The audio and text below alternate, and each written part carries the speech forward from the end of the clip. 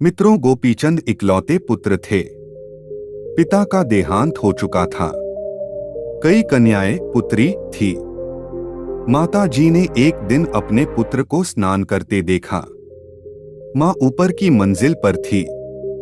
नीचे गोपीचंद की रानियां स्नान की तैयारी कर रही थी।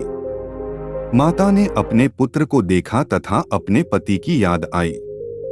इसी आयु में इसके पिता की मृत्यु हो गई थी। वे इतने ही सुंदर व युवा थे।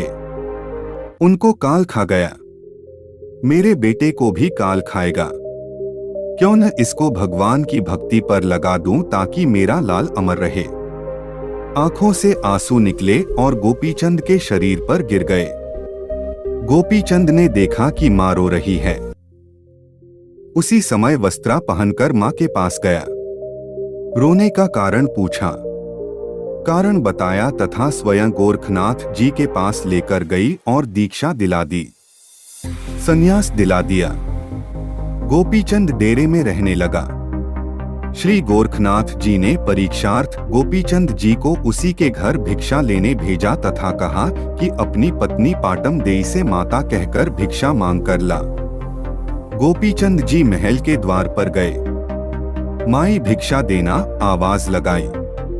रानी तथा कन्याएं आवाज पहचानकर दौड़ी दौड़ी आईं। सब रोने लगी। कहा कि आप यहीं रह जाएं, मत जाओ डेरे में, हमारा क्या होगा।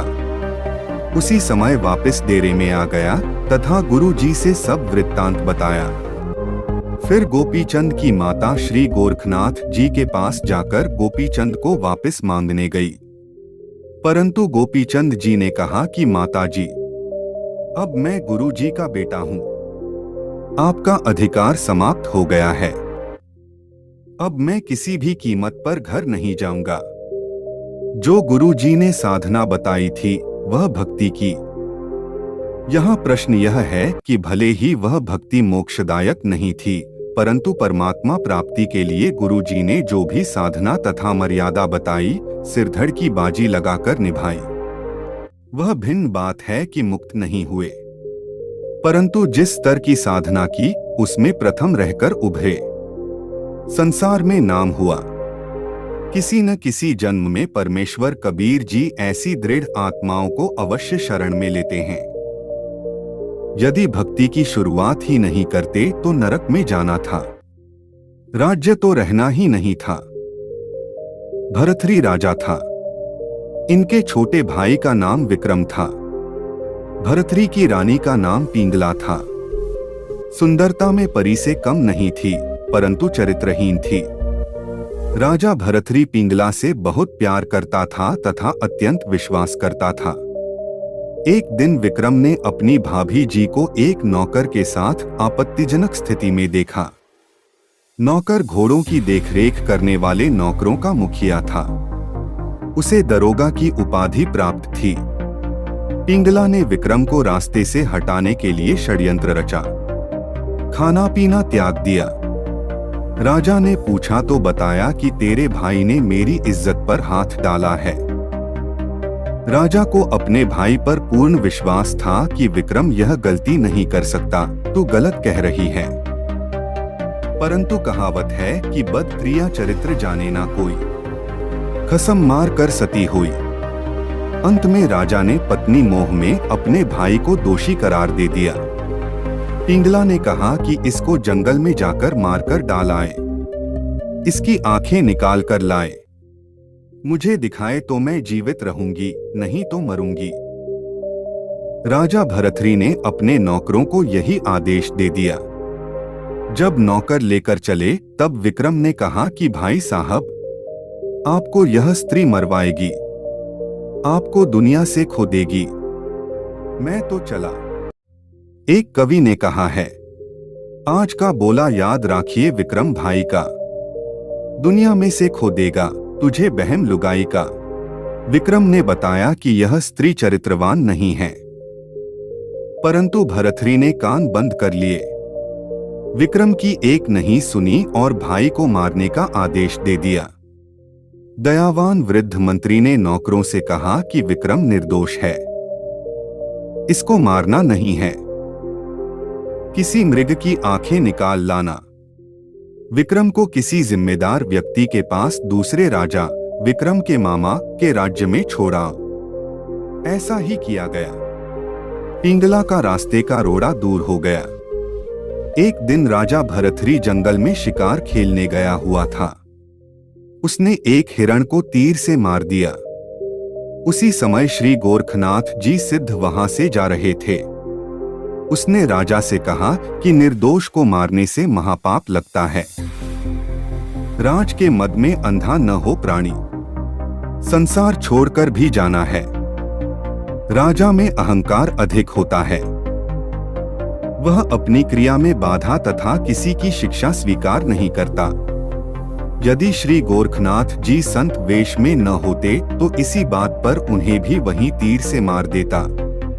फिर भी अपनी दुष्टता व्यक्त करते हुए कहा कि यदि इतना जीवों के प्रति दयावान है तो इस मृग को जीवित कर दे, नहीं तो यह संत वेशभूषा उतार कर रख दे।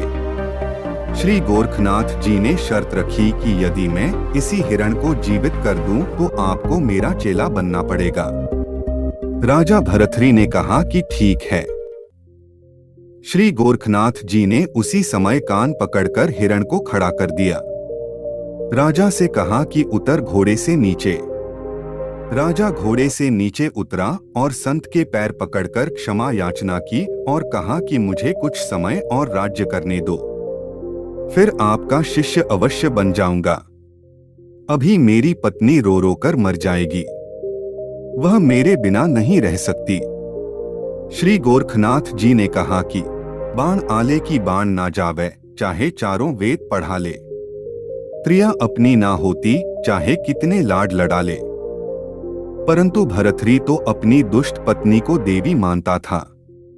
उसने अपनी पत्नी की बहुत वकालत की। श्री गोरखनाथ जी ने कहा कि आपकी इच्छा हो और संसार से मन दुखी हो जाए तब आ जाना। कुछ समय उपरांत श्री गोरखनाथ जी वेश बदलकर अन्य संत के रूप में राजा भरथरी जी के पास गए। उनको एक अमर फल देकर कहा कि जो इस फल को खा लेगा वह लंबी आयु जिएगा और युवा बना रहेगा। यह कहकर संत जी कुछ दक्षिणा लेकर चले गए। फल की कीमत नहीं ली। राजा ने विचार किया कि यदि मेरे से पहले मेरी पत्नी की मृत्यु हो गई तो मैं जीवित नहीं रह पाऊंगा, इसलिए यह फल पिंगला रानी को देता हूँ।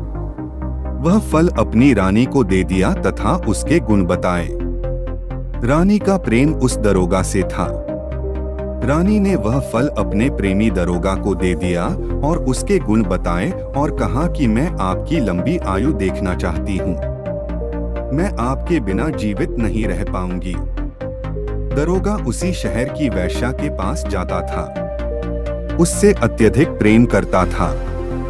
दरोगा ने वह अमर फल अपनी प्रेमिका वैश्या को दे दिया तथा उसके गुण बताए। वैश्या ने विचार किया कि इस नगरी का राजा बहुत दयालु तथा न्यायकारी है। अपने भाई का दोष देखा तो उसे भी क्षमा नहीं किया। ऐसा राजा लंबी आयु जीवित रहे तो जनता सुखी रहेगी। यदि मैंने खा लिया तो और अधिक समय तक यह पाप करूंगी। उस वैश्या ने वह फल राजा भरथरी को दे दिया तथा उसके गुण बताए। राजा ने पूछा कि आपको यह फल किसने दिया है? वैश्या ने बताया कि आपके घोड़ों के मुखिया दरोगा ने दिया है। राजा ने दरोगा को बुलाया, पूछा तो उसने बताया कि रानी ने दिया है। रानी से महल में जाकर पूछा कि क्या आपने वह फल खा लिया था? रानी कुछ नाराज अंदाज से बोली कि हाँ, खा लिया था। आप हमेशा शक क्यों करते हो? राजा ने उसी समय मंत्री, महामंत्री, अन्य दरबारियों, कार्यालय के उच्च अधिकारियों को तथा वैश्या और दरोगा को बुलाया। दरोगा से पूछा कि यह फल आपको किसने दिया था? दरोगा ने कांपते हुए कहा कि रानी ने दिया था। राजा का अंधेरा दूर हुआ। अपने भाई की मौत तथा अंतिम वचन को याद करके दहाड़ मारकर रोया। कहा कि दुष्टा, तूने मेरा भाई भी मरवा दिया, कुछ दिन में मुझे भी मरवा देती। पिंगला रानी ने क्षमा याचना की। अपनी सब गलती भी स्वीकार कर ली। भर्तृहरि उस दिन राज्य त्याग कर गोरखनाथ जी के डेरे में चला गया तथा परम भक्त बना। महामंत्री को पता था कि विक्रम जीवित है। विक्रम को राजा बनाया गया। दरोगा को नौकरी से निकाल दिया। पिंगला को भिन्न महल में रहने को कहा। उसकी पूरी देखभाल राजा ने रखी। उसे कभी कष्ट नहीं होने दिया।